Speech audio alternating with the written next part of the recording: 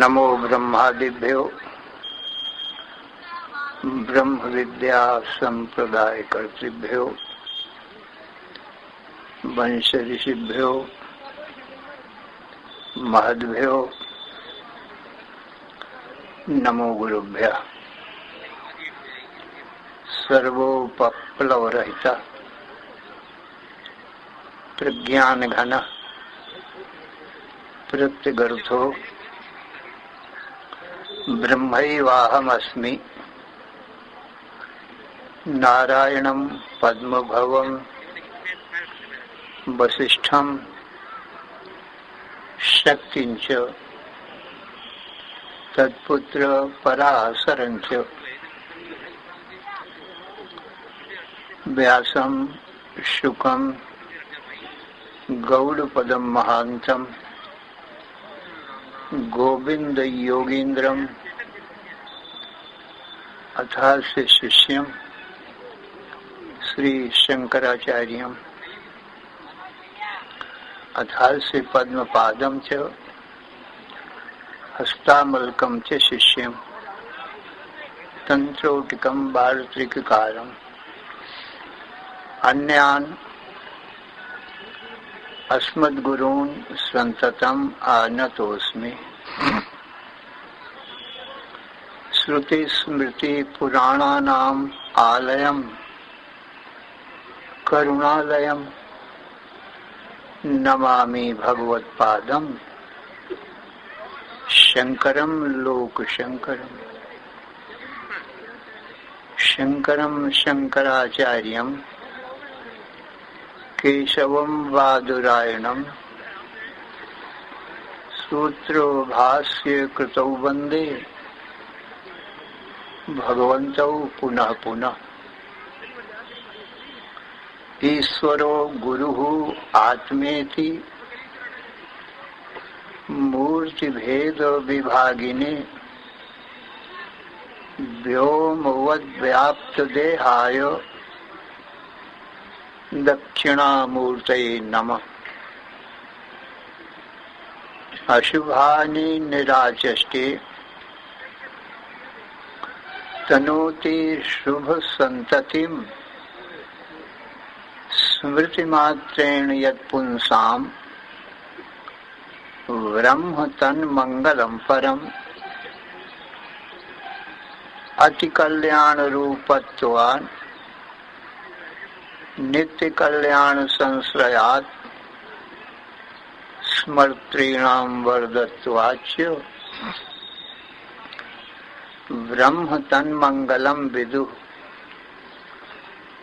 ओंकारश्चाथ शब्दस्य द्वौ एतौ ब्रह्मणः पुरा कंठं भित्त्वा विनिर्यातौ तस्मान् मांगलिकौ उभौ। ओम तत्सत्। परब्रह्मणे नमः। श्री राम जय जय राम। श्री राम जय जय राम। श्री राम जय जय राम। धर्म की अधर्म का प्राणियों में विश्व का हर हर महादेव।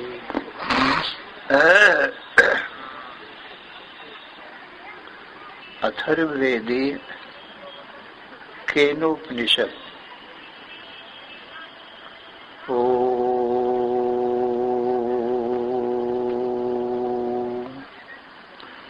आप्यायन्तु ममांगानि वाक्प्राणश्चक्षुः श्रोत्रमथो बलमिन्द्रियाणि च सर्वाणि सर्वं ब्रह्मोपनिषदम्।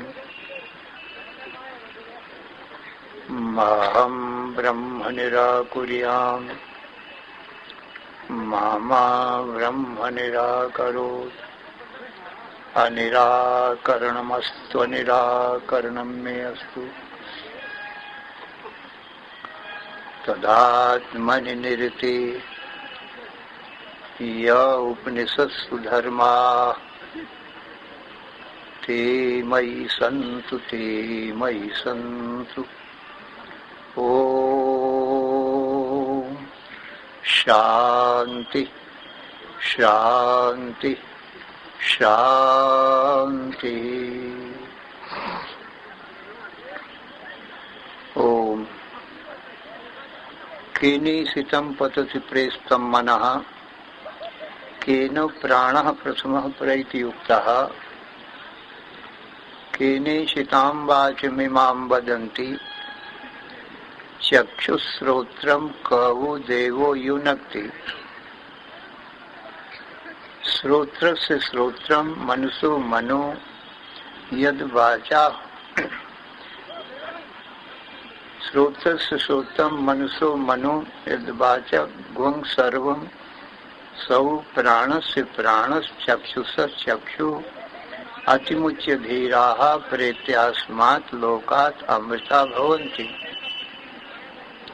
न तत्र चक्षुर्गच्छति न वाक् गच्छति नो मनो न विद्मो न विजानीमो यथैतदनुशिष्यादन्यदेवो तद्विदिता दथो अविदिता दधि इति शुश्रूम पूर्वेषाम् एनस्तद्व्याचचक्रे यद वाचा नभ्युदितं येन वागभ्युद्यते तदेव ब्रह्म त्वं विद्धि नेदं यदिदमुपासते यन्मनसा न मनुते एनाहुर्मनोमतं तदेव ब्रह्म त्वं विद्धि नेदं यदिदमुपासते यच्चक्षुषा न पश्यति येन चक्षुंसि पश्यति तदेव ब्रह्म त्वं विद्धि नेदं यदिदमुपासते यच्छ्रोत्रेण न शृणोति येन श्रोत्रम् इदं श्रुतं तदेव ब्रह्म त्वं विद्धि नेदं यदिदमुपासते यत् प्राणेन न प्राणीति येन प्राणः प्राणीयते तदेव ब्रह्म त्वं विद्धि नेदं यदिदमुपासते इति प्रथमः खण्डः।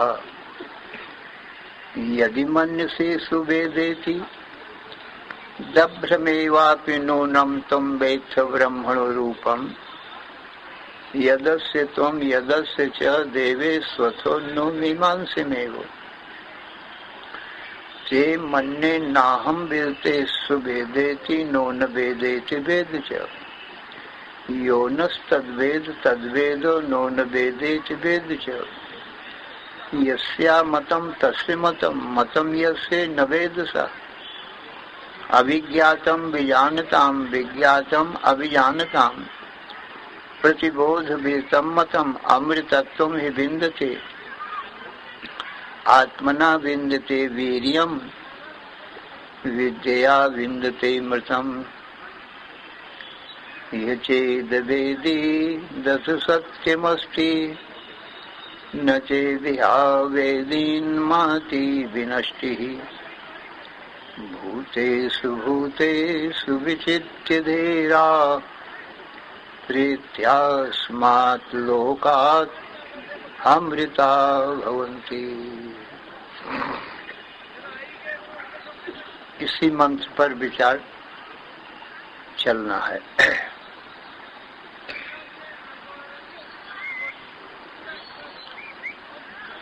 ये दूसरे खंड का अंतिम मंत्र है।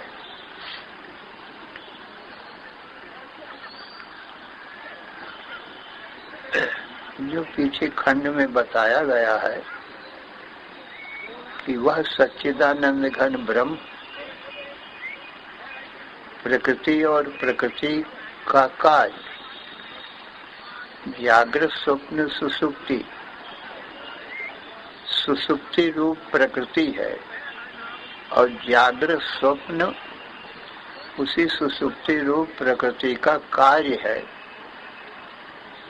इस कार्य में देह, इंद्रिय, मन, बुद्धि, प्राण ये सब आ जाते हैं। तो प्रकृति और प्रकृति के कार्य का वो सच्चिदानंद घन ब्रह्म आधार अधिष्ठान है और वही दृष्टा है प्रकृति और प्रकृति के कार्य का, और वही प्रेरक भी है। सत्ता स्फूर्ति देकर के इस असत जड़ दुख रूप प्रकृति को प्रेरित करता है, तब ये प्रकृति चराचर जगत के रूप में परिणित होती है और अपना अपना कार्य करने में समर्थ होती है। देह, इंद्रिय, मन, बुद्धि, प्राण उसी चेतन की प्रेरणा से सब अपना अपना काम करते हैं। अतः ब्रह्म ही सत वस्तु है, चिद वस्तु है, आनंद वस्तु है और वही हमारा आप लोगों का स्वरूप, जीव ईश्वर का वही स्वरूप है। और ये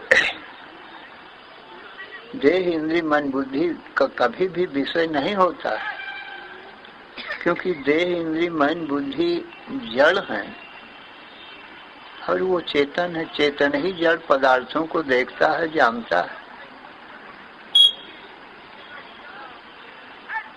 इसलिए ये दृश्य पदार्थ ब्रह्म नहीं है, दृष्टा ब्रह्म है, प्रेरक ब्रह्म है और वह ब्रह्म कभी दिखाई नहीं पड़ता है इंद्रिय, मन, बुद्धि से, किंतु इनको देखता है। देह, इंद्रिय, मन, बुद्धि, प्राणों को देखता है और वो स्वयं दिखाई नहीं पड़ता। अदृष्टो दृष्टा वही हमारा आप लोगों का स्वरूप, क्योंकि ब्रह्म तो एक ही है, सभी शरीरों में बैठकर वही देख रहा है। इसलिए हम आप भी अपने आप को देख नहीं सकते, क्योंकि दृष्टा है, दृश्य हो नहीं सकते। तो दृश्य रूप में कभी भी आत्मा देखा नहीं जा सकता, सदा दृष्टा रहता है, दृश्य का सदा साक्षी ही रहा करता है। ऐसा सच्चिदानंद का ब्रह्म है और वही हमारा आपका स्वरूप है। जो ऐसा मानता है हमने आत्मा को दृश्य रूप में देख लिया है, जान लिया है, वो नहीं जानता है, क्योंकि दृश्य रूप में कभी आत्मा होगा नहीं। अदृष्टो दृष्टा, दृष्टा सदा अदृष्ट रहता है। यदि दृष्टा दृश्य हो जाए तो दृश्य तो जड़ है, उसको ज्ञान नहीं है, अज्ञान रूप है। इसलिए और दृष्टा चेतन है, तो चेतन चेतन ही रहेगा और जड़ जड़ ही रहेगा। कभी भी चेतन दृष्टा जड़ दृश्य नहीं हो सकता, इसलिए सदा अदृष्ट ही रहता है। ऐसा हमारा आपका सबका सच्चिदानंद घन स्वरूप है। ये देह, इंद्रिय, मन, बुद्धि, प्राण ये प्रकृति के कार्य हैं, ये हमारे तुम्हारे स्वरूप नहीं है, ये सबके सब प्रकृति का स्वरूप है। हमारा तुम्हारा स्वरूप चेतन पुरुष है।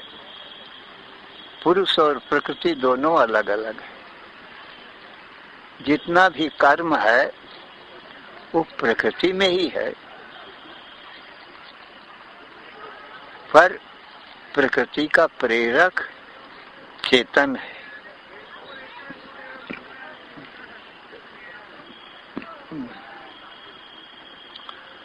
तो तो ये देव दुर्लभ मनुष्य शरीर को पाकर के जो कोई अपने स्वरूप जीवात्मा को ब्रह्मात्मा रूप में जान लेता है तो अच्छी बात है।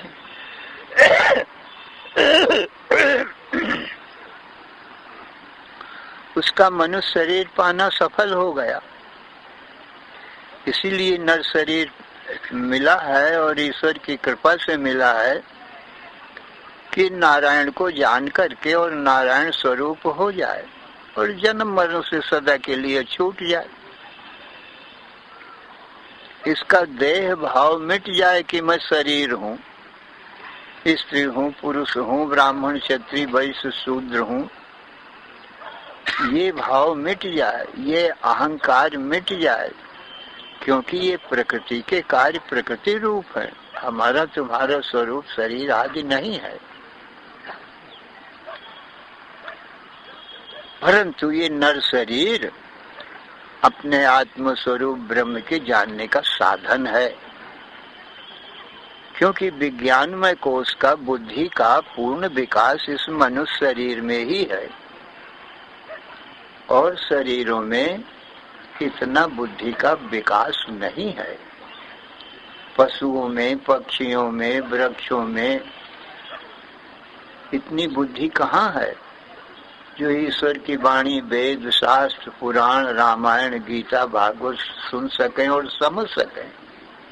एक मनुष्य ही सुन समझ सकता है और इन्हीं के द्वारा, शास्त्रों के द्वारा वो ब्रह्म जाना जाता है। इसलिए ये सब देवताओं को भी दुर्लभ है। ये मनुष्य ही सकल देव मिली मनसा करहीं, मानुष होए भव सागर तरहीं।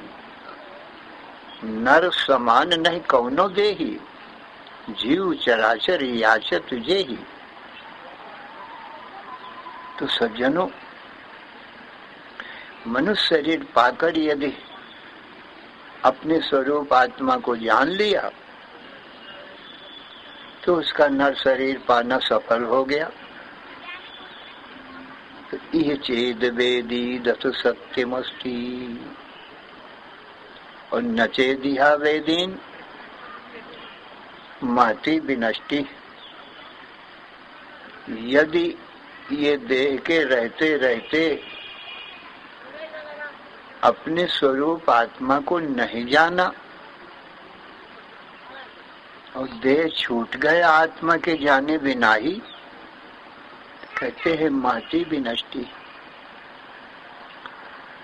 उसने अपना महान विनाश किया है। विनाश यही किया कि जन्म मरण के चक्कर में पड़ गया। अब इससे ज्यादा विनाश क्या होगा?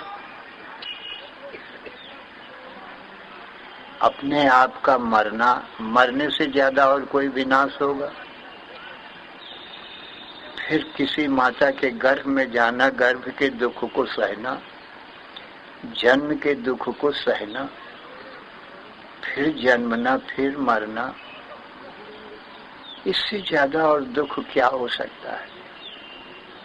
तो दुख के सागर इस संसार में अपने को डाल दिया। तो अपनी कितनी बड़ी इसने हानि किया, कितना नुकसान किया। और ईश्वर कृपा का भी अनादर किया, क्योंकि ये नर शरीर तो ईश्वर की कृपा से मिला था। भगवान की कृपा का भी अनादर किया।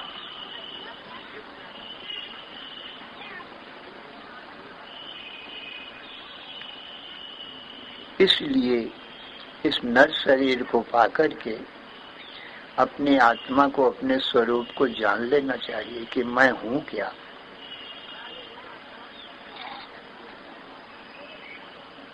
तो इस उपनिषद में यही बताया गया पीछे कि हमारा तुम्हारा स्वरूप ये देह नहीं है, किंतु देह में रहने वाला देही चेतन ज्ञान स्वरूप आत्मा है।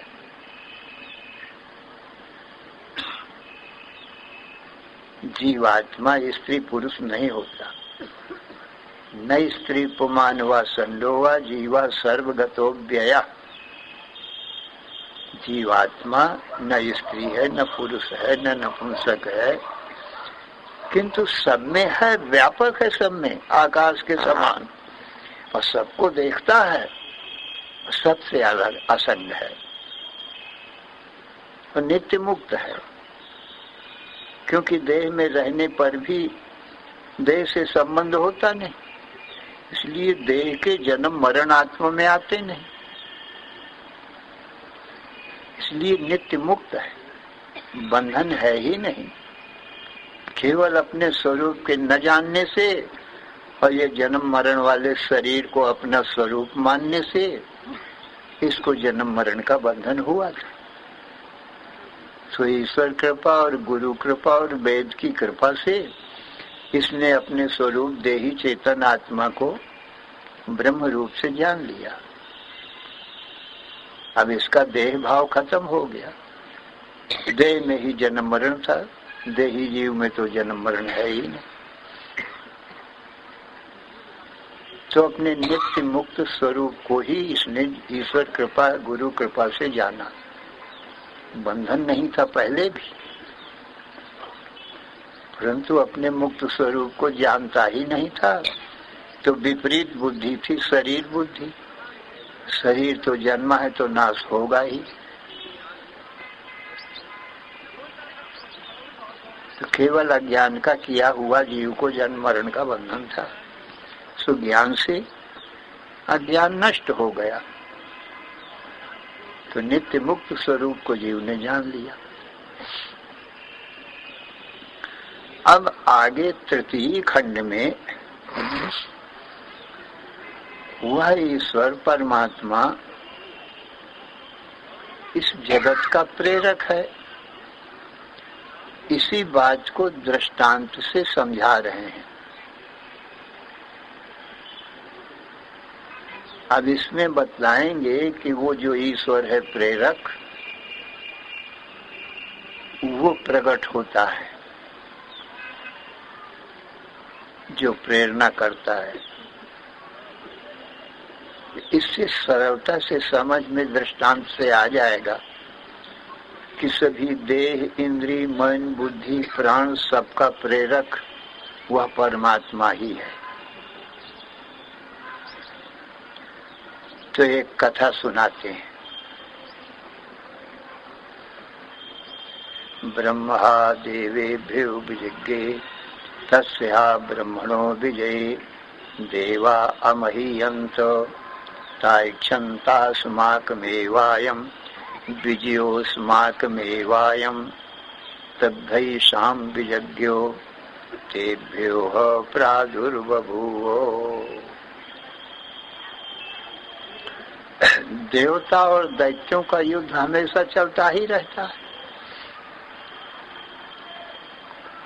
तो ईश्वर की कृपा से देवताओं की विजय भई। ईश्वर ने अपनी सत्ता स्फूर्ति देकर के कृपा करके देवताओं को जिता दिया। तो देवताओं ने ईश्वर की कृपा का, ईश्वर की सत्ता स्फूर्ति का, प्रेरणा का अनुभव न किया। उनका तो अनादर कर दिया, कुछ समझा ही नहीं ईश्वर को। किंतु ये विजय हमारी है, हमने अपने बल से देवताओं दैत्यों को जीता है, ऐसा देवताओं को अभिमान हो गया। तो भगवान ने सोचा दैत्य लोग तो मेरे द्रोही हैं, मुझसे दुश्मनी रखते हैं और अनाचार, दुराचार, पापाचार, अत्याचार, व्यभिचार में ही लगे रहते हैं, पाप ही करते हैं, हत्या ही करते हैं, गौ ब्राह्मण साधु संतों को मारते हैं। तो बड़ी दुष्ट प्रकृति के हैं।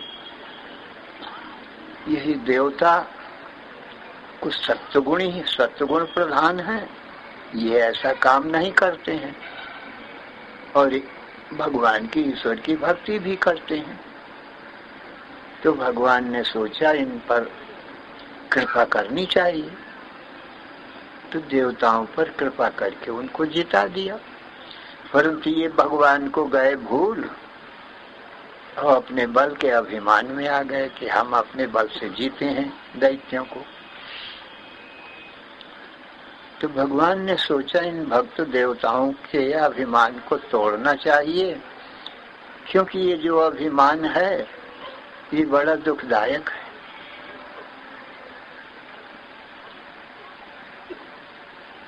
अभिमान से ही दुख होता है। इसलिए इन देवताओं के अभिमान को तोड़ने के लिए भगवान आकाश में प्रकट हो गए,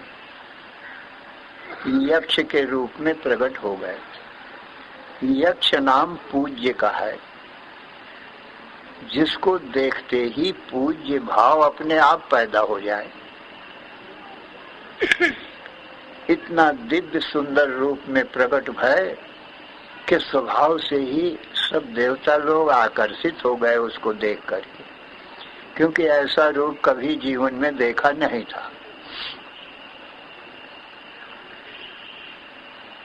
अब मन में ये उत्कंठा हुई कि इस यक्ष को जानना चाहिए कि ये यक्ष है कौन, ऐसा हमने कभी देखा नहीं जीवन में। ऐसा दिव्य रूप ये कौन सा देवता है। तो सब देवताओं ने मिल करके अग्नि को इस योग्य समझा। तो अग्निदेव से कहा कि हे अग्निदेव, तुम बल में और ज्ञान में दोनों में श्रेष्ठ हो, समर्थ हो, और तुम इस यक्ष का पता लगा सकते हो कि ये यक्ष कौन है। जाने तो सही ये कौन है, हम तो जानते तक नहीं ये कौन है।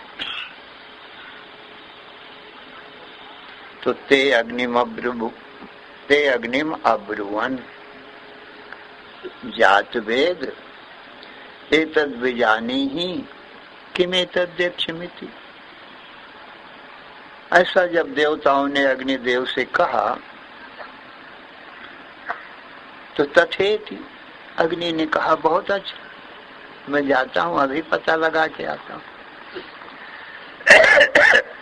तदभ्यद्रवत्, अग्निदेव तेजी के साथ में उस यक्ष के पास पहुंचा। आकाश में प्रकट था, क्षण मात्र में पहुंच गया उसके पास में, परंतु कुछ बोलने की पूछने की हिम्मत न पड़ी, खड़ा रह गया देखता हुआ। तो यक्ष रूपधारी भगवान ने पूछा, तुम कौन हो?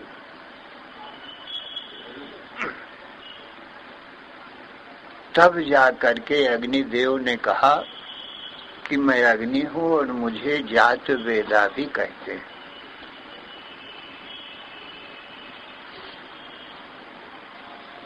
तदभ्यद्रवत्तमभ्यवदत् कोसीति, तुम कौन हो? तो अग्निर्वाहमस्मि जात वेदा वाहमस्मि, ऐसा कहा।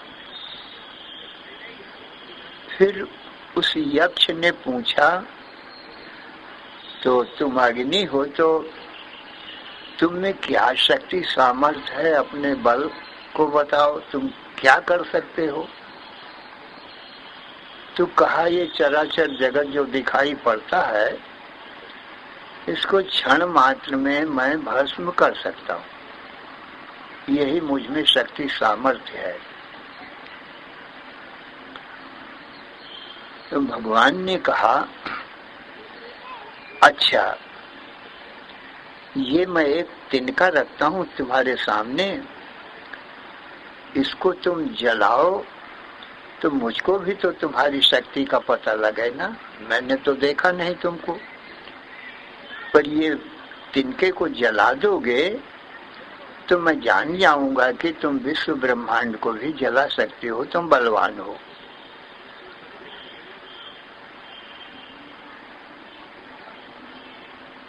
तो अग्निदेव ने बड़ा अपना अपमान समझता हुआ कुछ बोला नहीं और सोचा अभी भस्म किए देता हूँ। अरे जो ब्रह्मांड को जला सकता है उसको एक तिनका रखा जाए तो वो अपना अपमान समझता है। तदभ्य द्रव समभ्यत कोशीत्यग्निर्वाहमस्मीत्य ब्रवीत जात वेदावा तस्मै सहोवाच अग्निर्वाहम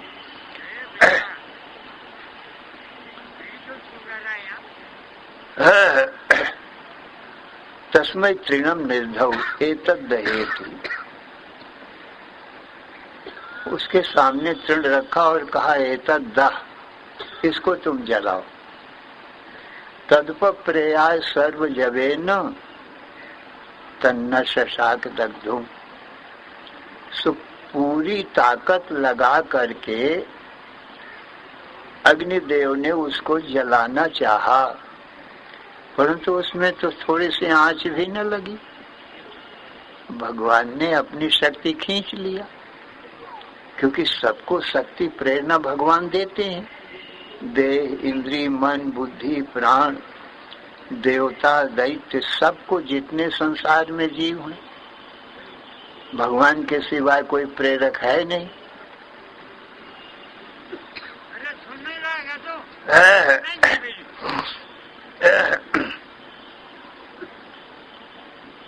तो तन्न शशाक दग्धुम, अग्निदेव जलाने में समर्थ न हुआ। सततेव निवृते नहीं तो दशकम विज्ञातुम विदेतध्यक्षमिति।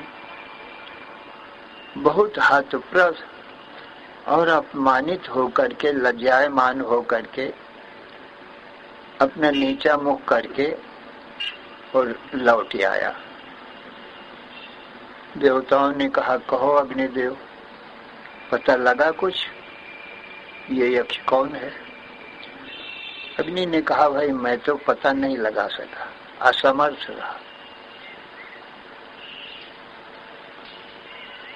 तब सब देवताओं ने मिलकर के वायु देवता को इस योग्य समझा।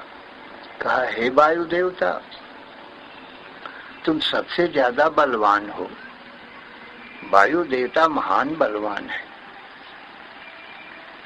इसलिए तुम समर्थ हो, तुम योग्य हो, तुम पता लगा सकते हो।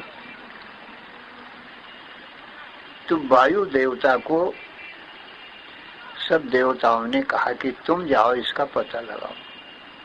ते वायु अब्रुवन, हे वायु तुम पता लगाओ। तो वायु देवता ने कहा तथेति, बहुत अच्छी बात है, मैं जाता हूँ, पता लगाता हूँ। तदभ्य द्रव तमभ्य बदत, तेजी के साथ में वायु उड़ करके वहां पहुंच गया। परंतु यक्ष के सामने जाते ही कुछ हिम्मत नहीं पड़ी उससे बात करने की। उसके तेज के सामने हतप्रभ हो गया, प्रभाहीन हो गया, तेजहीन हो गया। तो उस यक्ष ने पूछा कोसी की तुम कौन हो? तो इसने कहा मुझे वायु कहते हैं और मैं ही अंतरिक्ष में, आकाश में विचरने वाला वायु। तो कहा तुम अपना सामर्थ्य बल बताओ, क्या शक्ति सामर्थ्य है तुम में? कहा इस चराचर जगत को मैं ग्रहण करके उड़ा करके ले जा सकता हूँ, चाहे कहीं भी उड़ा के ले जाऊं, पटक दूं, नष्ट कर दूं सारे ब्रह्मांड को। यक्ष ने कहा भाई तुम में तो महान बहुत बल है, परंतु मैं तुम्हारे सामने ये तृण रखता हूँ, इस तृण को यदि तुम उड़ा सको तो मैं जान सकूंगा कि तुम ब्रह्मांड को भी उड़ा सकते हो, नष्ट भ्रष्ट कर सकते हो, बहुत बलवान हो। मुझे भी तो तुम्हारे बल का पता लगा, मैं भी तो देखूं। तदुपप्रेयाय सर्वजवेन तन्न शशाक आदातु। स तथैव निवृत्ते नैदस्कं विज्ञातुं यदेतद्यक्ष्यमिति।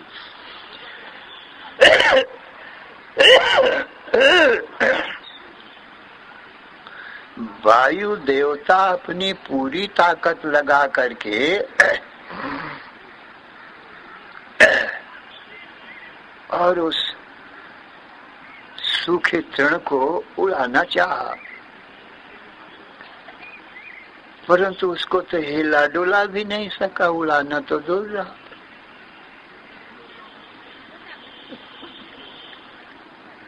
जैसे महादेव जी के धनुष को महाराज जनक के यहाँ जब यज्ञ में सब राजा लोग उसको उठाना तो क्या हिला डुला भी नहीं सके थे। इतना महान भारी वो धनुष था जिसको राम ने तोड़ा था। तो राम तो सच्चिदानंद ब्रह्म ही थे ना, वो तो जगत के प्रेरक हैं। राम सारे संसार ब्रह्मांड के प्रेरक हैं, उन्हीं में संसार उत्पन्न होता है, भगवान में रहता है, भगवान में लीन होता है। उनके लिए तो कोई आश्चर्य नहीं है धनुष को तोड़ना।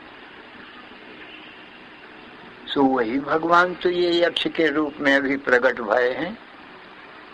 अरे वो कभी राम के रूप में, कभी कृष्ण के रूप में, कभी विष्णु, कभी शिव, कभी शक्ति, अनेक रूप में भगवान प्रकट होते रहते हैं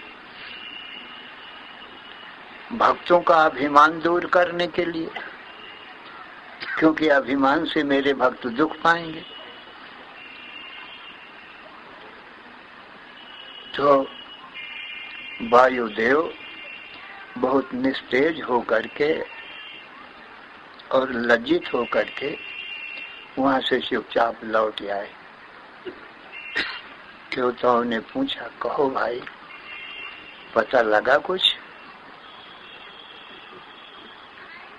वायुदेव ने कहा, भाई मैं तो पता नहीं लगा सका, असमर्थ रहा।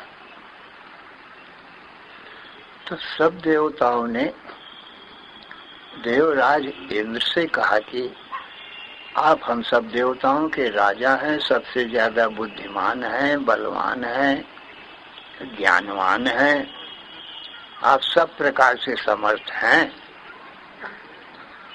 आप ही इस यक्ष को जान सकते हैं, पता लगा सकते हैं कि ये कौन है। ते मब्रुवन, सब देवताओं ने कहा, मघवन एतद बीजानी ही किम एतद्यक्षमिति। हे मघवन माने इंद्र, आप पता लगाओ इनका। तो थे थी कहा, बहुत अच्छा। तदभ्यद्रवत तस्मात् शिरोदधे।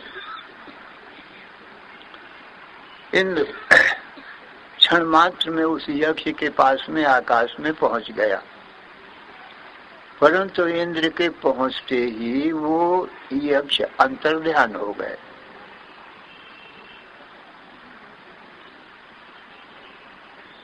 इंद्र ज्यादा अभिमानी है, क्योंकि इसका राजा पने का अभिमान है। मैं देवताओं का राजा हूँ, अब बलवान हूँ, बुद्धिमान भी हूँ, इसलिए इससे तो बात भी नहीं किया। अग्नि और वायु से तो कम से कम बात से संबंध हुआ था ना उस ईश्वर से, और इस देवराज से तो बात से भी कुछ संबंध न हुआ, अंतर्ध्यान हो गए। उसी आकाश में वही भगवान उमा देवी के रूप में प्रकट भये, ब्रह्म विद्या के रूप में प्रकट भये। स तस्मिन्नेव आकाशे स्त्री माजगामो, दिव्य स्त्री के रूप में प्रकट हो गए। बहुसोहमानाम उमाम हैमवतीम ताग्वंघो आचो किमे तद्यक्षमिति। अत्यंत स्वर्ण के समान चमचमाती हुई और स्वर्ण आभूषणों से आभूषित हिमांचल कुमारी उमा देवी के रूप में भगवान प्रकट भये। सो ये इंद्र उमा देवी के पास में पहुंचा। स तस्मिन्नेव आकाशे स्त्रियमाजगामो बहुशोभमानाम उमाम हैमवतीम ता गोंहोवाच किमेतद्यक्षमिति। फिर ये इंद्र उनके सामने हाथ जोड़ करके खड़ा हो गया और पूछा, हे देवी, अभी ये यक्ष जो यहाँ आकाश में प्रकट हुआ था वो कौन था? अत्यंत सुंदर, हमारे सबके मनों को आकर्षण कर लिया था उसने, अपने में पूज्य भाव कर लिया था। किसी को देख करके बलात् उसमें पूज्य भाव पैदा हो जाता है, श्रेष्ठ भाव की ये पूज्य है। ये कौन था?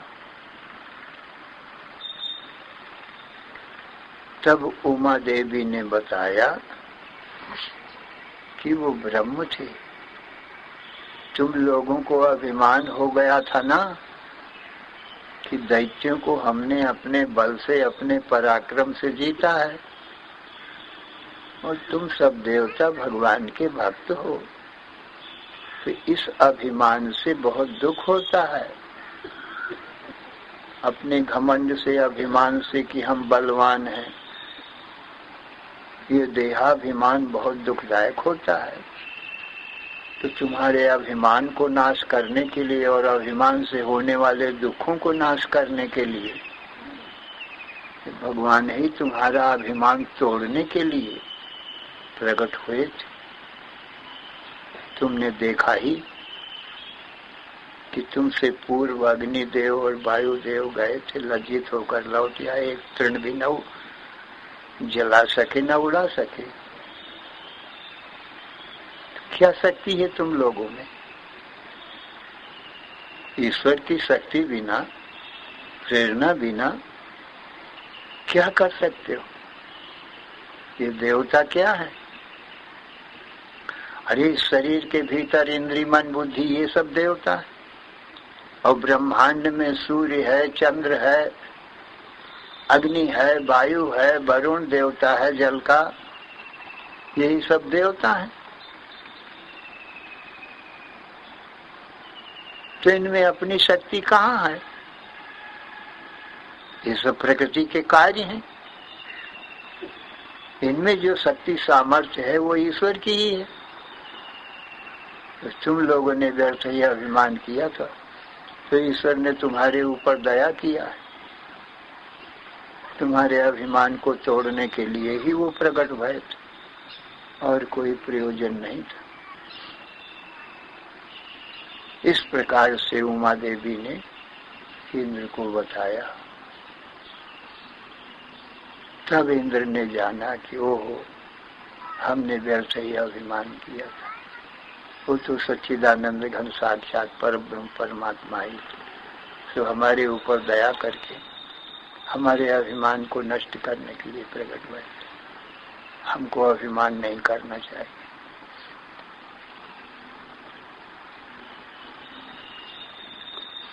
यहाँ तक कि ये तीसरे खंड में बताया गया है। आगे चौथा खंड है, इस पर फिर विचार करेंगे। श्री राम जय राम, जय जय राम। श्री राम जय राम, जय जय राम। श्री राम जय राम, जय जय राम। धर्म की अधर्म का, प्राणियों में विश्व का, हर हर महादेव।